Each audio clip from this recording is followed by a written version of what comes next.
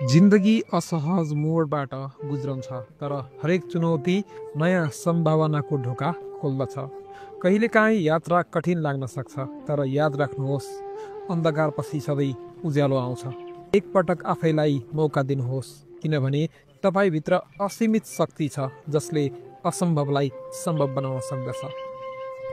यहाँ गौतम बुद्धका केही प्रेरणादायी भनाइहरू नेपाली भाषामा प्रस्तुत गरिएका छन्। तपाईको मन नै तपाईको सबैभन्दा ठुलो मित्र हो, तर यही मन नै तपाईको सबैभन्दा ठुलो शत्रु पनि बन्न सक्दछ। क्रोधलाई नियन्त्रण गर्न नसक्ने मानिस जलिरहेको कोइला समातेर अर्कालाई हान्न खोजे जस्तो हो। त्यो कोइलाले पहिले आफैलाई पोल्छ। अतीतलाई पछुताउनु र भविष्यको चिन्ता गर्नु व्यर्थ छ।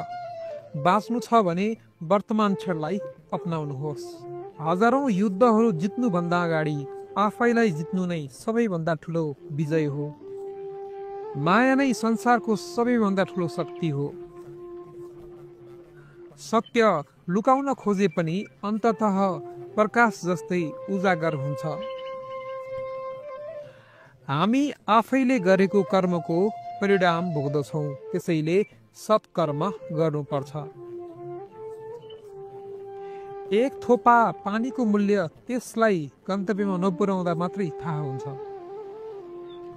जीवन परिवर्तन गर्न चाहनुहुन्छ भने पहिले आफ्नो सोच बदल्नुहोस्।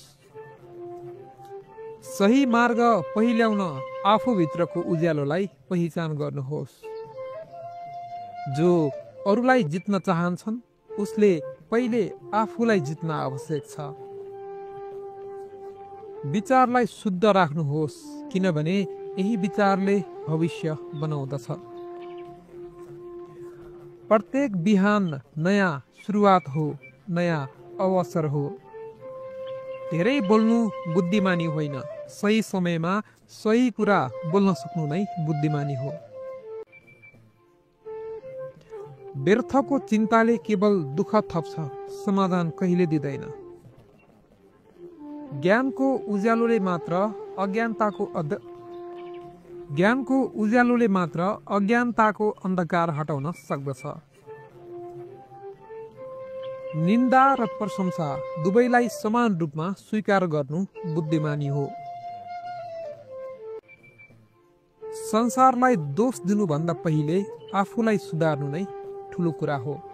बाहिरी सुन्दरता अस्थायी हो, तर आन्तरिक सुन्दरता अमर रहन्छ। ध्यान नै शान्ति प्राप्त गर्ने सर्वोत्तम उपाय हो। हामी आफ्नो भविष्य आफै बनाउँछौँ, भाग्यको होइन, कर्मको भर पर्नु पर्दछ। जीवनको असली उद्देश्य आफू र अरूको कल्याण गर्नुमा हुनु पर्दछ। हरेक दिन नयाँ सिकाइको अवसर हो। साँचो ज्ञान केवल अनुभवले मात्र प्राप्त हुन्छ। धनले होइन, सत्कर्मले मान्छेलाई ठुलो बनाउँदछ। जो सिक्न कहिले रोकिँदैन ऊ सधैँ अगाडि बढिरहन्छ।